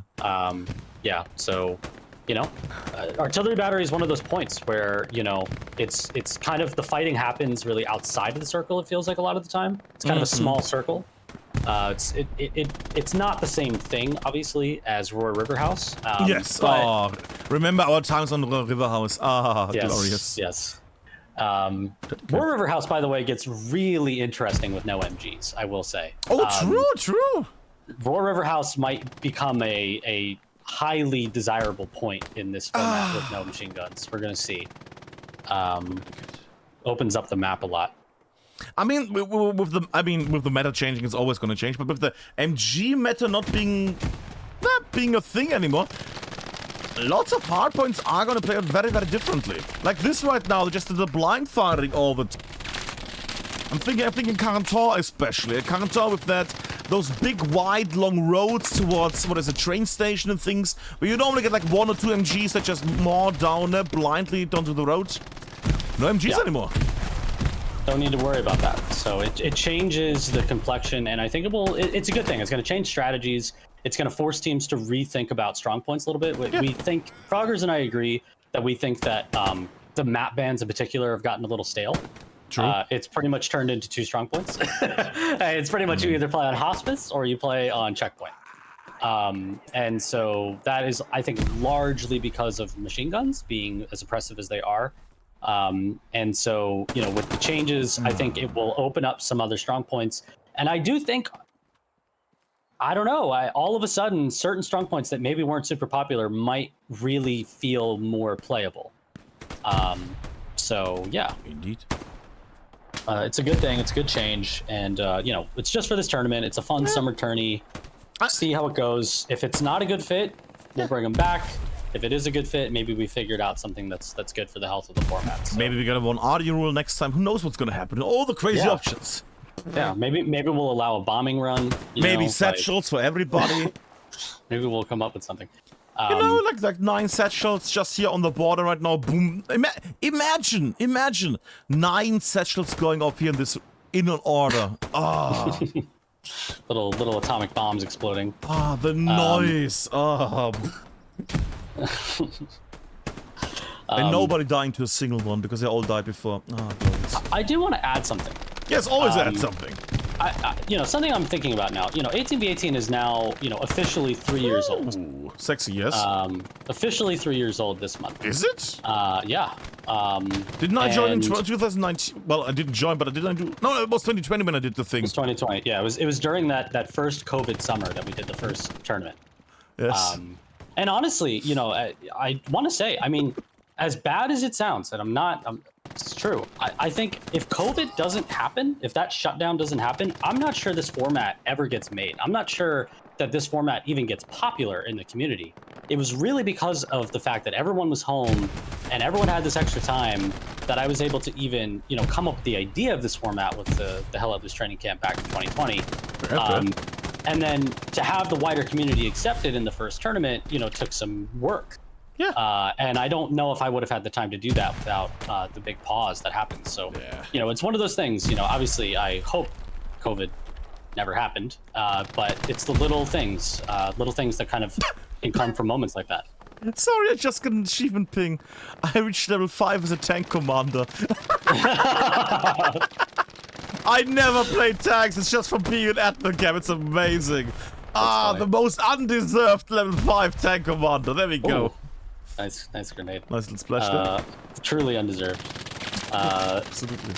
Ooh, Dry with a good move here in the trench. Might run into trouble there, gets shot in the butt and dies from butt bleeding. Butt bleed is a killer. But yeah, you know, I just think, you know, 3 years in, you know, when I came up with this with other people in the training camp, I never pictured this format taking off the way it's taken off. I honestly never did. I just kind of did it for fun. Ooh, big. Oh. Yeah, but he removed the OP, that's the important part. I think the squad leader is also Baker. Charlie, I don't see Abel. Nope. Oh. That is one squad off. Big wipe. Big wipe there. That is a clean butt. That's a big wipe. So, Alien. Silence. That's good. You're really good at picking these up in real time. Thank you. Alien and Techno on the south side got to do everything they can to slow this down. They know where that MG is, so we'll see how they handle it. And now they have to worry also about Blackburn here. Clearly a very important. God damn it, Blackburn. The moment I praise my moderators, that's the moment they die. God damn it, Blackburn. Yeah, I guess I just wanted to say that it's just crazy. We've done, you know, this is now the 1, 2. This is the wait. This is one of the many 18 versus 18s, yes. This is going to be the 6th major 18v18 competition in 3 years. God damn. We're about to do. and that's just awesome. You know, it's really a community developed format. It's not a default game mode. You know, so that obviously takes its own toll of just organizing and putting it together, and having people like you come in and stream matches and bring it to the masses. You know, this has truly been a community-driven project, really, since its inception. I mean, do you remember the first time you did these? Because I remember, because I looked at it and thought, oh my god, what is this? Because you guys, I can't say it again. I can't say it enough. You actually, back in the day when you first tried to cover this format, you actually had maps open, didn't you? That was the only way we could. Yeah, because there was prior Admincam. That was before Admincam was a thing. Yeah, it was before Admincam, and you know, it was before we had the ability to show the game. And yeah, 18v18 is really made for Admincam, you know, because you can really capture just about everything in one point of view, which is really cool. This is a big moment here. Not for him. Not for him. Yeah, we do see cap progress coming in. Yeah, well, cap progress getting lost, basically. That's the issue. But then there's still... No. Yeah. Yeah. It's happening. So I just final thought there. You know, to go from doing, you know, a 10-team tournament in 2020 where 2 teams were the Hell at Loose training camp to, you know, a 24-team tourney currently, which is what we just are currently doing in the International Cup, and now a 17-team, you know, national regional competition, you know, really shows that I don't know, I think we've built something here, and I don't know if it's the best format ever, I don't know if it's the most fun format ever, but it is certainly become a part of the comp scene, and it's cool to just see it embraced. And it's really, you know, big shout out to Nick for really getting these European teams to buy into this national team concept. And here we are. I mean, we're seeing a second scrim here between Spain and the Lowlands, and honestly, it's pretty damn even. And I think that speaks to, I think the format is pretty well designed. It's not perfect, but it, you know, it's good enough. But it's mine. Yes. It is mine too. It is mine. You know, I just think it's crazy. You know, 3 years later, if you had asked me 3 years ago that we'd still be doing this, I'd be like, hell no. You know, it's a shitty format that is never going to get picked up. And I mean, here we are. I mean, in the early days, you had that thing with the 2 maps, so people were looking at dots. I tried the POV thing, where we just basically watched the POVs and talked over them commentary-wise. And then we had a bit more, because we had then Admincam, then all the casters came in, and then actually Loose became a bit of a thing with more casters. It actually became playable. You could actually show it, instead of just looking at dots on a screen. Amazing. Or doing the low quality POV that I did back in the day, because it was all the sources coming in, and oh god. Honestly though, that was ahead of its time, I would say. Oh, absolutely, but what I meant was with quality was as in video quality, because it was all like, oh yeah, we're gonna watch the game from 7 different POVs, and it's gonna be all HD. Oh god, it's gonna be all HD quality, all to my computer and back. I'm gonna render it all back again. It was awful. Yeah. Like quality wise, like video quality wise, it was some 480p quality back in the day. But you still brought it to the masses. That is true.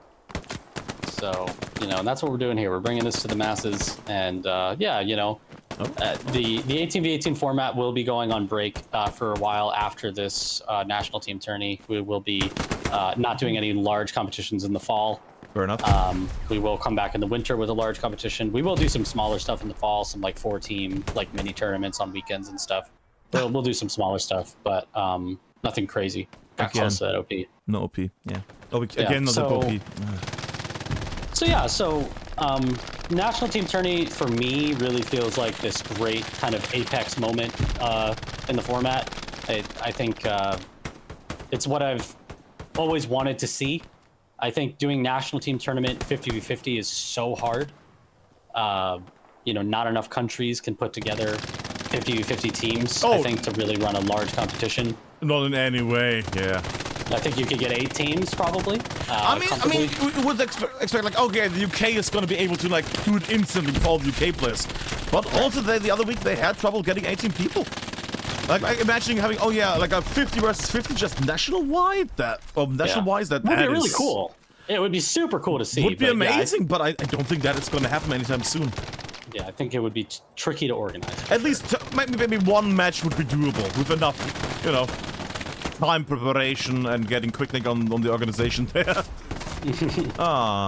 But But Nick is, you know, man, you want to talk about someone who can sell. Nick is, what a salesman. Seriously, I mean, he really, I mean, I know, I bought 5 shares from him. Yes, absolutely. He literally got us like 12 European teams in 3 weeks. I mean, I don't think I ever could have done what he did. So, big shout out. Is he reffing? Is that why he's not playing? He is doing something. I think he was on the ref side on the other side. I don't know if he's right now. Check that in a moment. Yeah, I saw him. He's there. There we go. And they also saw the OP there. Ball Beautiful seeing the OP there, speaking to his KG brothers and all the others. That rhymed. And monkey powers are being activated by Cope. And I'm waiting for the big one where they're gonna storm this OP here. Ooh, actually, it's gonna be a big brawl. Highlights. Yeah. Good smoke coming out. Just making it chaotic as hell. You might see it. Wait, shovel might happen. Maybe we're getting into shovel distance. I mean, look at this. There we go. Took a moment. We're getting into shovel distance. Ah! And the grenade kills both in the area. It's when the shovels come out, right? All the smoke. And Namur takes down the OP. There we go. Really, really tactical clear there. Look at this big sweep down by the Lowlands team. This is great. Only Sultan left. Other OP also goes down. Squad leader is also dead. Oh no, this is a great push by the Lowlands. Great push. 2 OPs down. 4 players just, you know, that's how you do it. Violence in action right there. Just go. Just push W key. Get the OPs.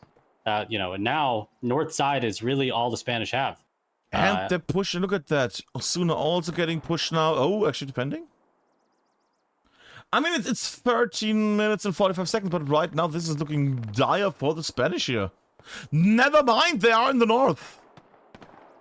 Oh, but they're not clearing out their back lines. I had hoped that the Spanish would actually have a bit of a forefront here in the north, no? And then start their attacks, launch their attacks from the north, but they have not cleared out Edric and others. And now they're getting shot from behind and cleared out. VR has a big task right here. VR has got to stay up. He drops. Wait, Nubo's on your down. left here, the Spanish player. Yeah, he is staying alive. You had to mention that, didn't you? He was doing really good until I said You had to mention it. You had to mention it. He did quite well. And now you're really seeing this line getting established by the Lowlands team. So many Garrison players. So many Garrison players. The Spanish are just going to need to overload one side at this point. I think trying to do north-south is, you know, you got to pick a side and go. And I think north side is always the place to go here. That is a lot of... Oh, I just realized. That is a lot of players from the Spanish side spawning on the Garrison. Yes. One could say it might be 501 Garrison. Hey. That was one of the Spanish team's jokes. It was good. It was good. Thank you. How does the scoreboard look? Well, we have a little bit of a lull here. The scoreboard? You're looking for the scoreboard? We have one. Yes. Actually, incredibly even. Look at that. 4-12. I still wish you could just see the overall numbers. Overall, it would be lovely. It's like 1150 to 1280. I mean, that's about as close as you're going to get on the scoreboard. And they still have all the ammo. Yeah, amazing. No, really though. I mean, that is an incredibly evenly shot match. That means that they're within like 10 kills of each other. 10, 15 kills. It's not like either team is doing much better than the other. At the moment, I would say I think this might go again. Nearly 12 minutes left, but it could anytime flip. Oh yeah, the Spanish are alive. I think still that the Lowland boys might be able to keep it here. Because they're quite formidable at holding this down, this midpoint here at the Ribery. They're holding it quite well down. Kendrick gotta stay alive here. It's Kendrick, he's gonna stay alive. Come on. Kindy Windy.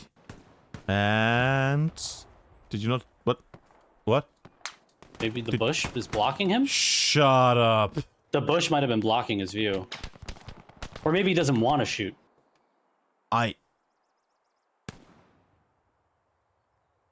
It might the bush might have been blocking. I'm not sure. Sure, let's say the bush route was. Yeah, probably. Well, good things it works out for him anyway. has it. Yeah, exactly. Got cleared. It works out for him anyway. Good thing it went southwards. Would have walked westwards. We would have taken down the OP here again. He might have stumbled upon it. We started at 117, right? So about 10 minutes left. 10.5 minutes left. Yes. Yeah. All right. So so we're seeing a Spanish overload north side. It looks like, which is I think the right play. Seems Need more smoke grenades though. Yeah, but was a bit of a lag today with smokes, isn't it? Big lag today with smokes. Like even in like one-sided matches, you still see people trying to block vision or have a decoy thing. And he's gonna die to Kindred, isn't he? Surely. But you don't see it today. People are not using smokes at all tonight. And those famous little gaps. Oh. Actually, it's gonna do some sneakies here. And Kendrick is gonna see that. Yeah. Surely. Yeah. Almost feels. There we go. Okay. I was wondering if maybe Kendrick was intentionally just trying to like be a little. Yeah, he was. And he succeeds with that. The first time I thought maybe he was just trying to pass it along, and maybe he thought maybe the OP would get pushed up. I'm not really sure. But he goes down. Just wondering what he was thinking about there the first time when that guy went by. I guess he just didn't see him. And runs into the end. Ran right into it. How does the south side look? The south side is full of South joy and is also getting slightly pushed. I have to say, the Spanish are pushing more of the fronts here in the north and the south. South is mostly, though, still in the hands of, well, I want to say 82nd AD, sorry, of the Luftwaffe combined forces here of the lowlands, aka the Dutch and the Belgians. The Luftwaffles. The Luftwaffles. Glorious group up. Sultan waiting here. It's not really a big event happening south. I mean, they have everybody down there, don't get me wrong, there's a whole squad, there's more than a squad down here. Yeah, I just think that, yeah. I'm trying to formulate my opinion. That is good. That is good. Yeah. What teams do sometimes, and I don't know if they realize they're doing it, is they get kind of baited into taking a bad fight, so to speak. Like, you know, if anyone from the Spanish team kind of just hit M and looked at the map right now, they would probably notice and say, look, okay, it looks like we really don't have any control south side at all. Yeah. You know, with this much time left on the board, it's okay to, I think, to have a couple players down there. But I do think that the play is north side, because look at what at least north side, they've gotten to the hedge line. You know, I think you leave a couple players south and you bring everyone north. And it looks like maybe they're starting to do that. They're using smoke. Yeah, smoke is the key. But is it the key to victory? I do think 18v18 sometimes can be truly simplified down to. Hey, we won't see that MG spam. That's true. That's true. But I think that's one of the reasons why people want, or some people want the MG to go, because it's just this blind firing all the time. That just means anybody that tries to play anything here is gonna get killed blindly. Yeah, it'll change the meta. No, what I was gonna say is, I think sometimes 18v18 is as simple as just switching sides. Like, and what I mean by that is, like, okay, you were pushing north. Well, okay, it didn't work. Just quickly redeploy everyone to the south side and just take everyone there quickly. You know, I think massing numbers in a very short period of time can really lead to breakthroughs in this format. And it does look like the Spanish are starting to mass numbers north side, so this is good. This is good to see. Well, you say that, but they're still having a trouble of actually advancing here right now. They are gathering some people. They lost one of their OPs just now to one of the enemy squads, to Michael Lorry. But if I go here for a bit of a zoom, I mean, they have everybody in position here. Don't get me wrong. This is good defense from the lowlands. Really good spacing, good lines of sight. This is a very structured defensive net here. And they are pushing heavily. I mean, I see Provinciano make his way towards down that road. Can I just shop this for a second? There we go. Actually, I might check VR has been kind of a player to watch for the Spanish right there. Ooh, a lot of Lowlands players dropping. And right now, if you look at it, it's not a lot left. It's Ninja, it's Wheeler, and then Uwu and Sergio down there. Really good trading going on right now. I'm gonna keep it on Wheeler for a second. Yeah, VR, I'm pretty sure that's how you say it. He's been a menace around this house. I constantly am seeing him around this house. So, doing a good job. You see the moment I want to finally watch him do something amazing? He's not getting anybody to show up here. He's hunting those pixels. And is he gonna get that Kindred pixel? That could be a Kindred pixel. Oh! Hey, that was meaty. Good return. Yeah, I mean, that was a necessary trade right there. You got to get him. That was a nice little blowback there from the MG. So how many players the Spanish got Southside? They got 6, 7? How many? Is it just a squad? Looks like a squad. Feels like a squad. Feels like a squad. Is a squad. Yeah. No. I think soon you got to start pivoting those numbers. Look at this right now. Abby, look at this. You have 3 enemy people here in the south. You have 3 blue boys. Yep, but they're in such good position. They are like, they have such great 2 angles. people. One does go down there. We'll see. Spanish moving. And people are spawning back, and now they're gonna get diminished. I'm a believer on the south side. Like, you can do a south side push. Absolutely, you can. Absolutely. But how is Bell? How is he up? Wait, He who? just ran right past Techno. What happened there? Oh, Bellerofonte. Okay, that was weird. You know, grenades. I'd rather see them use it without any... What is the word? Result than that nom English. See, that's the kill. There we go. Good enough. Gonna have to bandage though. He did eat a bullet. Well, he does it. But I'd rather see them use their grenades, and it was a pointless thing now because it didn't blow any up, instead of them, seeing them not use any grenades at all. I'd rather see the explosions that are half the time pointless than not seeing any explosions at all.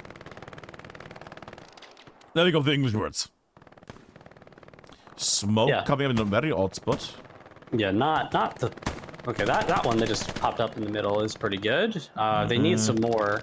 I mean, for the south side push to work, you gotta get to the trench line. And look, I just want to say, you can see how oppressive MGs are. Look at Mr. Meth, nowhere near the fight, just sitting, and he's just look at that able to dirty man. spray down. You can just see how effective MGs are. He maybe isn't killing anyone, but he is suppressing them. Yeah. And he's slowing them down. Yep. So, you know. Big spawn wave, by the way, in the south. That's more than just one squad. They found him. Who found him? Might have been Drift there? Dry, yeah. Drift, is that how you say it? I don't know. I call him all the time different names. He doesn't correct me, so I'm just gonna keep calling him Drive or Driv. Dry. Oh, maybe. Oh, yeah. Maybe it's. Yeah. Dr. IV. There we go. Could be anything. I should know. Dr. Iv. 2 minutes and change, right? It is 2.5 minutes. Yes. Oh, Born Beautiful about to get debolted. No. Gets the OP. What a cheeky bolt, man. Gets another kill. Will not see Nubars here. And gets shot down. But that was a beautiful push there. Ooh, still up though, so the squad lead can reset the OP, but he's not in a great spot to do it. The hardpoint is contested though. Slightly captured, but contested. Yep, just numbers in the strong point, or numbers in the sector, I should say. No one in the circle. For me, it's always a joyful moment when I see one of the KRT players. Ah, it's so good. And it's nice seeing KRT back. They have taken a bit of an off time there from official competitive matches now for like, what was it, like 1 year, 2 years?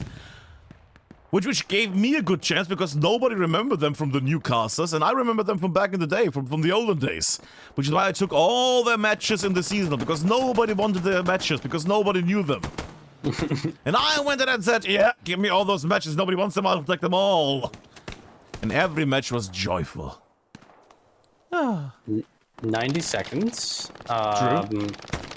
I think the Lowlands have this, barring an incredible push here. Which would mean it would end in a 1-1. 1-1 draw, yeah. With Which the means German both sides win, yay! Yeah, with the German side winning both matches. Yeah, you know, tough to read into this too much. I mean, obviously, you know, they're playing with MGs. The national team tourney won't have MGs. Did he just get did he just get pistol killed? No.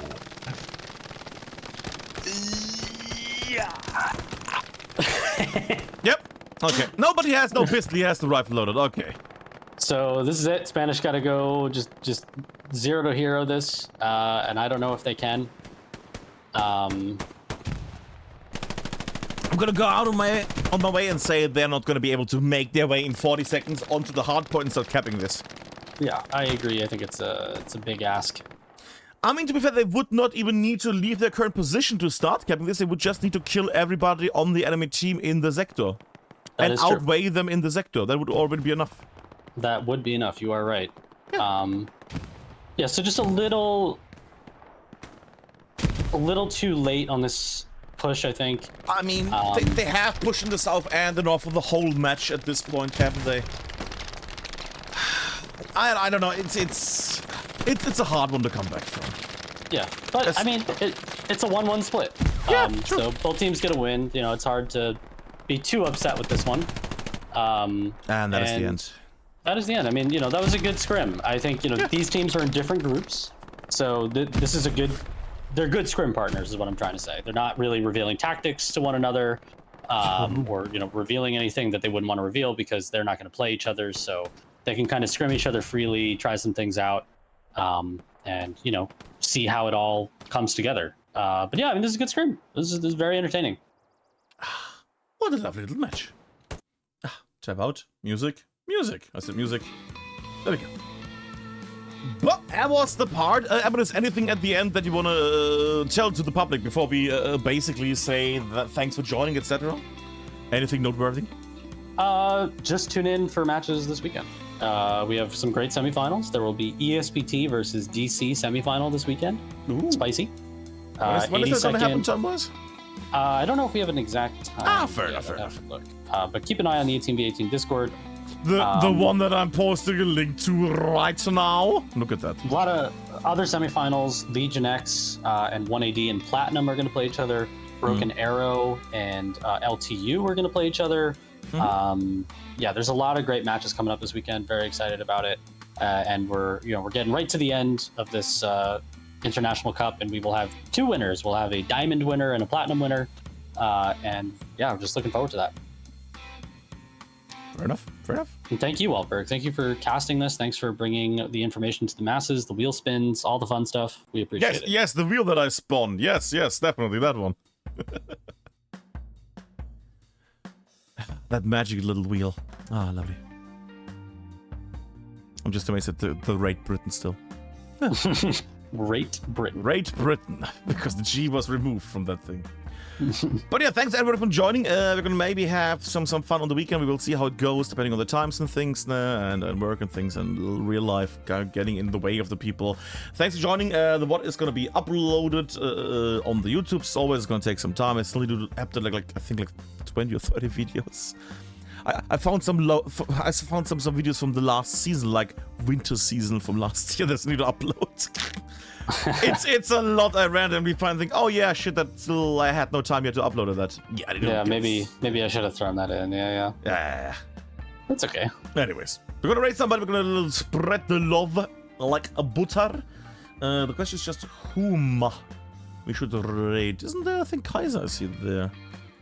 I think that Kaiser from DC is online. Yeah, sure, let's just raid that man. Why not? There we go.